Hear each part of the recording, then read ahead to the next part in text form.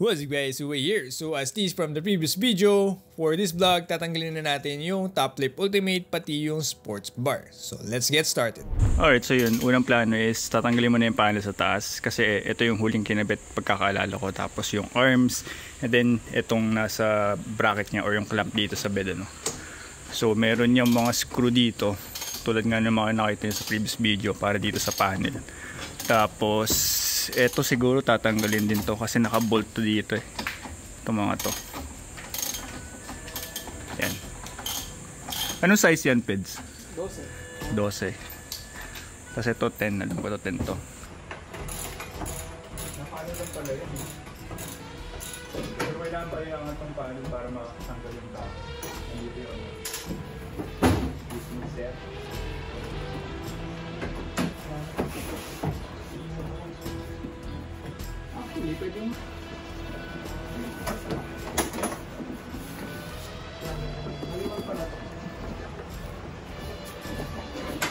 So after natanggal ng mga bolts dito, yung nakabolt sa clamp niya sa gilid, size 12.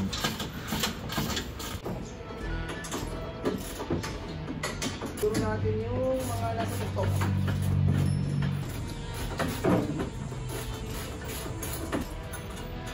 Nung matanggal namin to, hindi pumasok sa isip namin na may spring pala siya.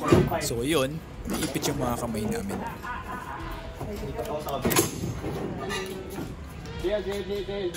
Ano ba nito? Ha? So dapat pala tinanggal muna namin yung spring bago namin baklasin to.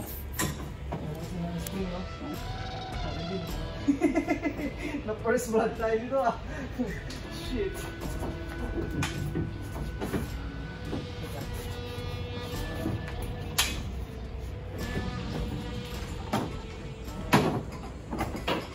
May sports bar ka, tapos later on naisip na ay dapat pala tinanggal ko lang. Ako din. Marami nagbibenta.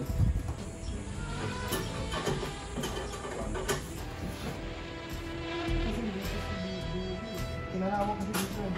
Talaga. Hindi na papasukan ng tubig mo. Kaya kung may tumutulog dyan. Okay lang. Kasi hindi na papasiguro pag kinakarpet ng kasa. May tubig na hindi dyan eh. Dito. Oo. Meron yung ano. Sa akin dito pag So dito namin natukoy yung cause nung leak na nabanggit ko doon sa Top Flip video last time. So yung seal pala ng goma doon sa alulod medyo pabigay na, kaya talaga kapag pinressure washer mo, talagang papasukan ng tubig. Especially kung hindi maganda yung pagkakalagay ng sealant sa ilalim ng part na to, talagang papasukan ng tubig. Dito talaga pag sigil, no?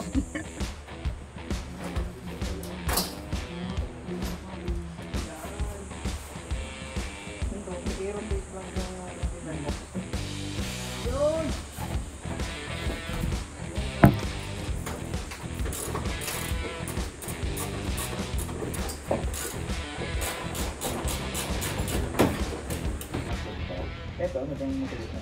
Kapang ba ito? Pang-alay lang. Kaya try natin i-cutter muna yung ito. Yung duyan, yung nasa labas. Baka So starting from this point, kakalabanin na namin yung sealant. Kasi hindi namin matanggal yung alulod, kaya balak muna namin tanggalin lahat ng pwede namin matanggal na sealant. Kaya ito, tinetape namin yung sports bar tsaka yung mismong body para kapag kinatter namin, hindi magagasgasan. And then yan, try na namin tanggalin as much as possible lahat ng sealant na kaya namin tanggalin.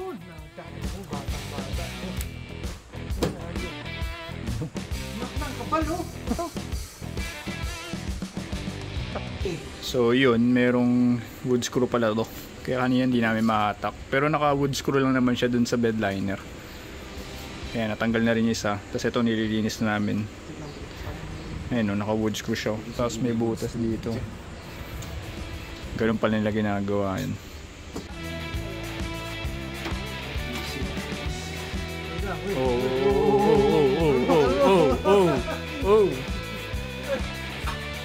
So yun, di pa rin namin matanggal, kaya naisipan na namin tanggalin yung mga brackets niya sa ilalim. And also, pati yung sports bar.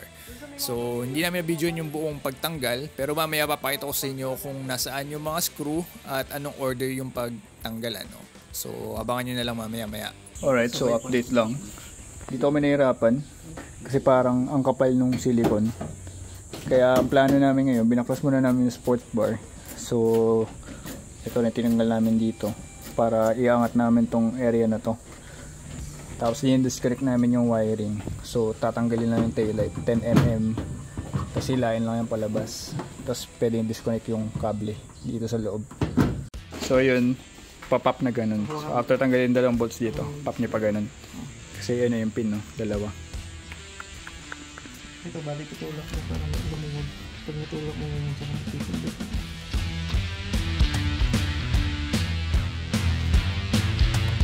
Ayaw ah, tangina mo.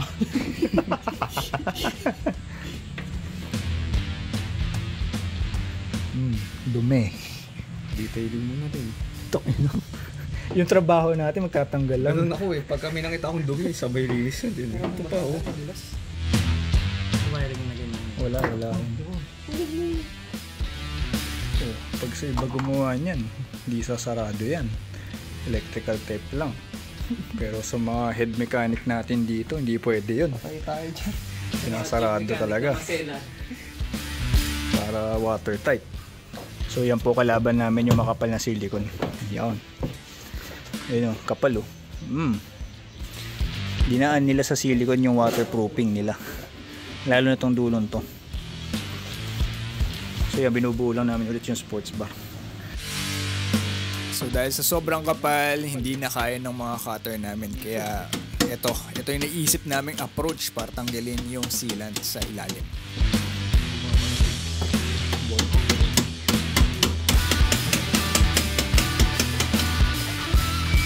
DIY.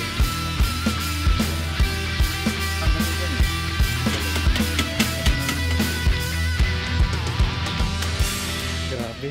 Ano mensahe mo kita, Flip? Ganda ng sealant. Anong brand? Gusto ko din. Ang dikit eh.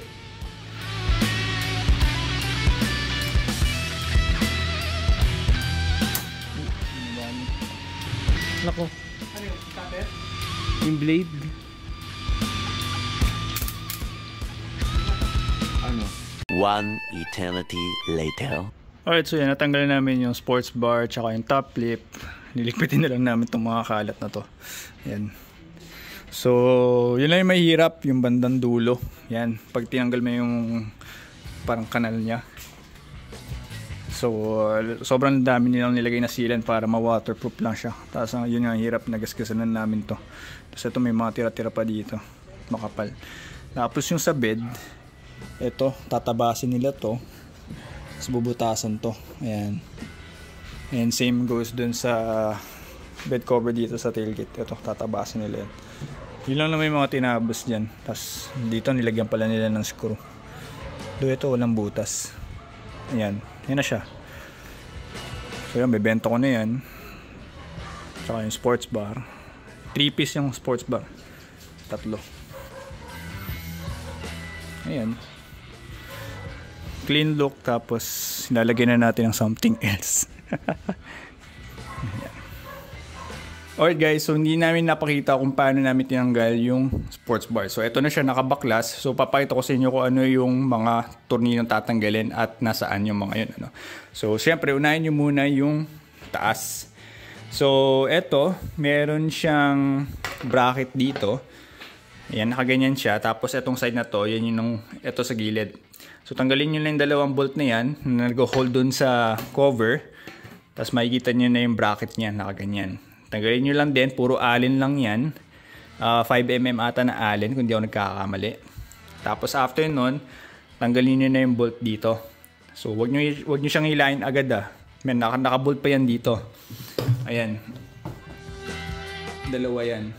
And then after that, sa ilalim na itong foam na to, disconnect nyo yung wiring para sa mga ilaw. Ayan. Ito.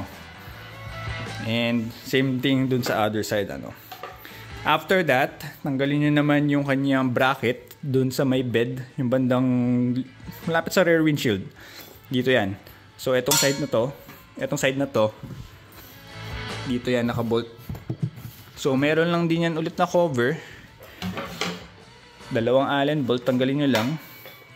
Tapos tanggalin nyo ulit yung mga nakabolt dun sa ano. Ito yung sa top, sa sports bar. Ito yung sa clamp niya sa baba. Then ito yung sa bed, nakabolt to sa may bed. Tanggalin nyo na lang din yun. And then, kung stuck yung sa inyo, wala kayong bed cover or top lip, yung sa clamp niya, dito sa mga baba, mayroong cover yan. Tanggalin nyo lang. And naka-allen lang din yan. Luwagan nyo lang din yung mga allen and then you're pretty much good to go. Matatanggal mo na yung sports bar. And of course, huwag nyo kalimutang i-disconnect yung ilaw ng sports bar. Since wala na yung sports bar, naisipan ko na rin tanggalin yung bed liner para linisin yung ilalim nito.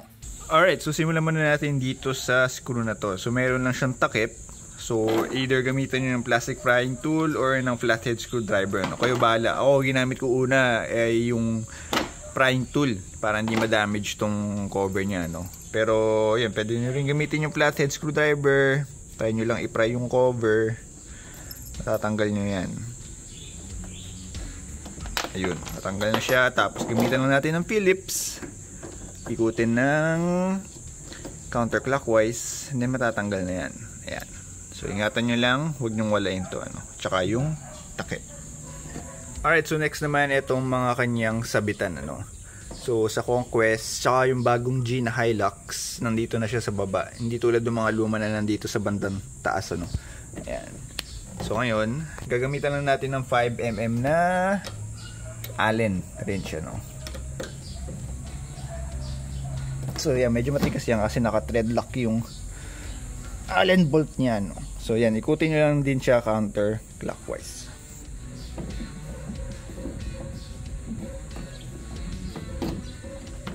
Yun, ganun lang. Tapos tanggalin mo na yung tatlo pa, yung iba. Then after that, tinanggal na namin yung bed liner. So ito medyo mahirap. Kailangan nyo talagang i-bend yung bed liner para may tanggal nyo siya.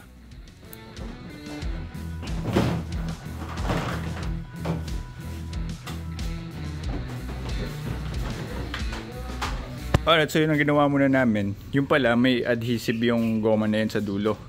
So tanggalin mo na. Madali na naman yung adhesive. Hindi naman siya sobrang dikit. Tapos dito, para matanggal, tanggalin mo muna isang gilid. So angat mo sa gitna. Tapos try mong tulakin to. Either side Ikaw bahala kung anong gusto mong unahin.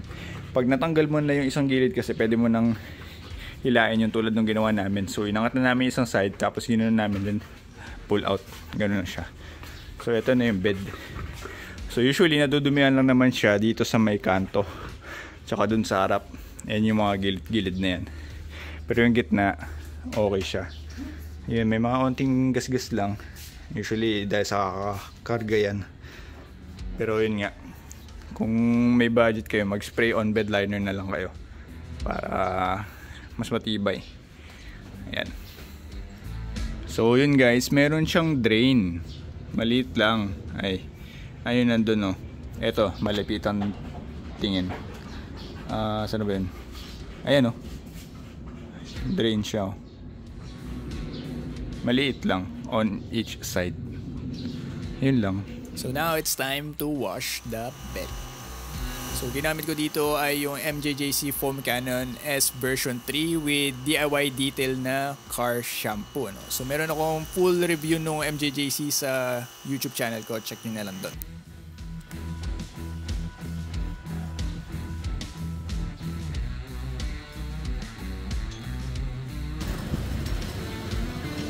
And after that, rinse. Okay lang kasi may drain naman siya doon. And also patuyuin para hindi magkaroon ng watermarks. And also wax kasi medyo overkill ako. And yun, nilinis ko na lang din yung bed liner.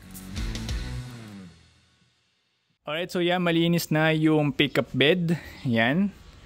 And eto na rin yung bed liner. So nilinis ko yan, nilagyan ko ng protectant both sides. Tapos dito wax. Yes, overkill ako pero at least natanggal na might as well do everything na pwede kong or makakaya and yun yung mga pickup bed meron po yung drain hole or drain plug. So ito specifically para sa Hilux, nandito yung isa, ayan, tapos isa dun sa kabila rin same spot. So importante na malinis niyo yung bed nyo kahit siguro annually or kayo bahala kayo mag-set ng interval. Ito sa akin 2 years na to. Ngayon ko lang nalinis. Halos magto 2 years na. Ngayon ko pa lang nalinis. And tulad nga nung nakita nyo kanina, Ayan, may mga alikabok lang dito sa gilid-gilid. And then may napansin din ako mga onting watermarks dito sa loob. So napapasukan siya ng tubig ano. And yun nga, plastic bed liner, since hindi siya nakadikit dito or hindi siya parang spray on, yan, nagkakaroon siya ng gasgas kasi gumagalaw yung bed liner. Pag nagkakarga tayo, tumatama yung plastic bed liner dito sa bed. Kasi yung ilalim niyan, hindi yan smooth eh. Medyo may pagka rough yan. Kaya doon nagkakaroon ng gasgas. And yun nga, pinaka-importante, malinis niyo yung bed nyo. Lalo na kung nagkakarga kayo ng mga hollow blocks, buhangin, semento, whatnot. Yung mga nasa construction, mas mataas yung chance na magkaroon ng mga buhangin or debris or anong mga kalat dyan sa ilalim ng bed liner no, ano. So yun, make sure linisin nyo lang yun, especially yung dalawang drain plug doon or drain hole. Kapag barado yun, magkakaroon ng maiiwan yung tubig dito, hindi madaling makalabas. And since nagagasgasan nga siya, diba, doon nagsisimula yung pagkabulok ng pickup bed natin ano. Doon nagkakaroon ng kalawang. So make sure linisin nyo lang yung ilalim from time to time. Hindi naman kailangan every month. Siguro kahit annually or twice or every 2 years. Kayo bahala. Depende sa gamit nyo talaga kasi. Pero maganda talaga, spray on bed liner. So hindi mo na kailangan ng plastic bed liner. Sprayan nila yan. And make sure nyo lang pag yung pinaspray nyo, wag nilang tatakpan yung drain hole or drain plug. Tsaka yung mga, yan, yung mga tornilyo na yan. Tsaka dito, no. Para kung in case may kailangan i-repair, like for example itong panel ito sa gitna, alam ko natatanggal to, ayun, no, per panel yan, ito may seam sealer siya dito, at least matatanggal lang, no? Hindi kailangan bakbakin yung pintura para lang maabot yung screw din. So yun lang. Ngayon baka tanong nyo sa akin, bakit hindi ka nagpa spray on bed liner, Line X, Raptor, whatnot. Wala na po kasi on time ngayon kasi may gagawin na kay Hyro, kaya tinanggal namin top lip kasi papalitan namin siya ng cover. And hindi na rin ako makakapagpalit ng bed liner na pang G. So yan, stick with the hole na lang ng top lip. Tatakpan ko na lang para hindi mapasukan ng alikabok and whatnot. Stick muna ako dito. So babalik ko muna yung stock kasi yun nga, wala na akong oras. Siguro in the future na lang kapag nagkaroon ulit ng oras. Pero yan, make sure na i-maintain nyo yung bed nyo, no? Yun, top tip lang, may drain holes yan sa magkabilaan. Make sure linisin nyo lang yun, tanggalin yung bara para hindi kalawangan yung bed nyo, ano. Yan, babalik ko na lang to, nililinis ko lang, tinatouch up, paint ko lang yung mga nandito sa kanto, yung mga natanggalin ng pintura tulad nito. Wala eh, hindi maiwasan, ang hirap, ang daming sealant, tinadtad ng sealant para maging waterproof yung top lip ultimate. But yeah, back to work. So ayun, kapag tinanggal nyo yung bed liner, I highly suggest na dalawa kayo para madali yung trabaho. Kasi kung mag-isa ka lang, mahirap buhatin yung bed liner at saka mabigat. And yun nga, sa pagbalik, tulad lang din ng pagtanggal, kailangan mo siyang i-bend para may ipasok mo, no? Tulad ng ginagawa namin dito. Inaangat namin yung gitna para may ipasok namin yung gilid. And kapag naibalik nyo na yung bed liner, huwag kayong kabahan na nakaangat yung gitna. Kusa naman yung babalik sa hulma niya, no? Hayaan nyo lang siya dyan. So yun, balik na lang din yung mga tinanggal natin na hooks and yung screw sa may bed liner.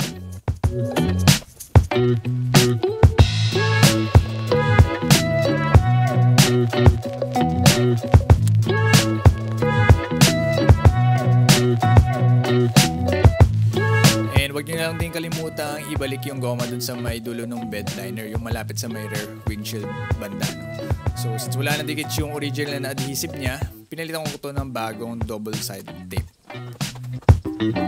So sa pagkabit, simple lang naman. Tanggalin mo yung protective film niya sa kabilang side, tapos idikit mo agad yon, and then habang tinatanggal mo yung protective tape na yon or cover, idikit mo siya dun sa may bed. Alright, so that's pretty much it, yung pagtanggal ng top lip, sports bar, then paglinis na itong bed. So preparation for putting something dito sa likod. So abangan nyo na lang sa mga susunod na video kung ano yung ilalagay natin dito sa likod, ano. Pero kung gusto nyo magula, sige, comment down below lang, tingnan natin kung tama yung hula nyo, ano. But yeah, that's pretty much it. Short clean ear ni Hyro, tapos na. We're gonna do something else, ano. Alright, so guys, thanks for watching. Don't forget to like and share this video. And kung hindi ka pa nagsasubscribe, mag-subscribe ka na, no? Para updated ka sa mga updates dito kay Jairo, and then mga other detailing content, ano pa ba, car camping, off-roading, and iba pang mga DIY content, ano. So yun, once again, thanks for watching and see you on the next vid. Bye!